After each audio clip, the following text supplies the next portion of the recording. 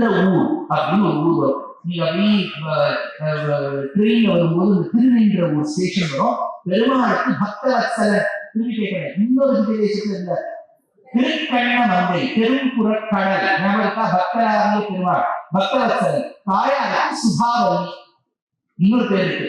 என்னன்னா அவள் வந்து பிறந்தது சமுதிரராஜா கிட்ட. அப்பாவுக்கும் பொண்ணுக்கும் சண்டை. அதனால பொண்ணு கல்வி வந்துட்டா. அப்புறம் அப்பாவுக்கு ரொம்ப வருத்தம் ஆயிட்டா. ஐயோ நான் நீண்டெடுத்த மகாலட்சுமி நம்ம கிட்ட கோச்சிங் போயிட்டாரு.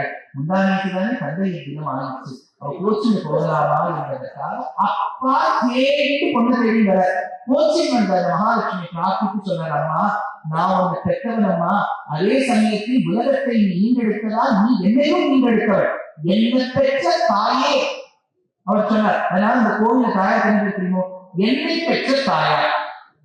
வாசல்ல சுபாவதி இருக்காரு, என்னை பெற்ற தாயார். அப்பா வந்து பார்த்து சொன்ன பெருமாள்.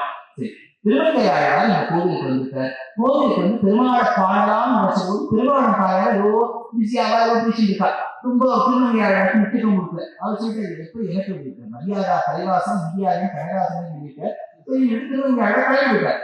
கலந்து போகும்போது திருக்கடல் வரைக்கும் போயிட்டார். மகாபலிபுரம் வரைக்கும் போறவங்க தாயார் ஞாபகப்படுத்தினா, ஐயோ நம்ம வீட்டுக்கு திருவங்கையாளர் வந்திருக்கார், அவரை நீங்க வந்து கவனிக்கவே இல்லை, ஒரு பாசனம் கூட பாடல, ஒரு பாசனம் பாடலன்னா 108 வர முடியாது, 108 வரலான்னு சொல்ல மாட்டாரு. உண்மையாக நேரத்துல ஒரு பாசனம் வாழ்க்கை வாங்கணும்னு பெருமாள் ஆழ்வார தேடிட்டு திருக்கடல் வல்லைக்கு வந்து நான் திருநின்ற ஒரு பெருமாள் ஒரு பாசனம் கொடுத்தாரு.